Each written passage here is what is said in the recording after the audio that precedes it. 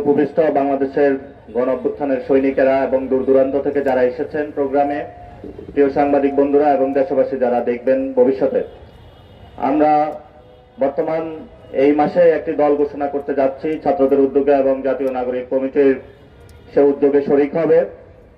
আমাদের আর বেশি দিন সামনে নাই, কিন্তু আমরা দেখেছিলাম এখানে আজকে যে গণ অভ্যুত্থানে নারীদের কথা হচ্ছে, আমরা শুধু গণ অভ্যুত্থানে নারীদের ভূমিকা না, জেলে ভরা হয়েছে, নারীদের উপর অকথ্য নির্যাতন চালানো হয়েছে। কিন্তু আমরা এই পরিস্থিতির মধ্য দিয়ে গত 5 আগস্টে বাংলাদেশের খুনি হাসিনা শেখ হাসিনাকে বিদায় করতে সক্ষম হয়েছিলাম। আমাদের সেই লড়াইয়ের অভিযাত্রা মাত্র শুরু হয়েছে। আমরা যে সুন্দর একটি বাংলাদেশ দেখতে চাই, সেখানে বর্তমানে যে নারীদের বড় একটি অংশগ্রহণ রয়েছে, সে রাষ্ট্র ব্যবস্থা হেস্তাতে নারীদের কেমন ব্যবস্থা হবে, নারীদের জীবনযাত্রার মান কেমন হবে, সেই বিষয়গুলো আমরা অতি সূক্ষ্মভাবে আমাদের দলীয় যে দলটা আসবে দলীয় এজেন্ডাতে আমরা নিয়ে আসবো ইনশাআল্লাহ। এবং আমরা দেখেছিলাম উত্তরা, যাত্রাবাড়ি, মিরপুর, সিলেট, বগুড়া বিভিন্ন জায়গায় নারীরা যেভাবে অসামান্য সাহসিকতার সাথে রাজপথে নেমে পুরুষদের সাথে কাঁধে কাঁধ মিলিয়ে লড়াই করেছিল। এই গণ অভ্যুত্থানের যারা ভবিষ্যতে গবেষণা করবেন তাদের একটি বড় পাথর হিসাবে থাকবে।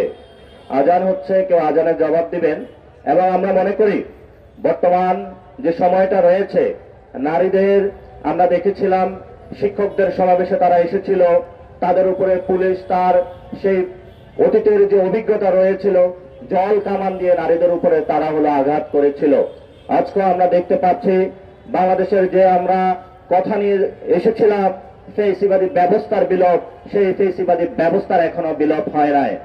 আমরা এখনো দেখতে পাচ্ছি নারীরা বিভিন্ন জায়গায় ঘরে বাহিরে বিভিন্ন সামাজিক প্রতিষ্ঠিত যে স্বীকৃতির জায়গাগুলো রয়েছে সেখানে এখনো নিগৃহীত নির্যাতিত হচ্ছে। তাদের যে অধিকারগুলো রয়েছে সেগুলো তারা এখনো ফিরে পায়নি। আমরা এখনো দেখতে পাচ্ছি বিভিন্ন জায়গাতে যে কোনো দাবির ক্ষেত্রে নারীরা যখন তাদের কথা বলা বা আওয়াজগুলো তোলার ক্ষেত্রে ভূমিকা পালন করে থাকে, তাদের ক্ষেত্রে সংঘবদ্ধভাবে যে কোনো গোষ্ঠী এসে তাদেরকে মব জাস্টিসের ট্রায়ালে নিয়ে যাওয়া হচ্ছে। আমরা এগুলা জাতীয় নাগরিক কমিটির পক্ষ থেকে তীব্রভাবে বিরোধিতা করছি এবং ভবিষ্যৎ বাংলাদেশে যে রূপরেখা আসবে সেই রূপরেখাতে আমাদের সামনে দুইজন গত 53 বছরে যারা শাসন করেছিল আমরা দুইজন নারী নেত্রী পেয়েছিলাম। অসামান্য অবদান এবং বাংলাদেশকে, এই বাংলাদেশের যে ল্যান্ড রয়েছে তাকে নিজের বুকে পিঠে মানুষ করে বেগম খালেদা জিয়া মানুষের সামনে একটি অসামান্য সাহসিকতার পরিচয় দিয়ে বাংলাদেশকে আজকে ছাত্রদের হাতে তুলে দিয়েছেন।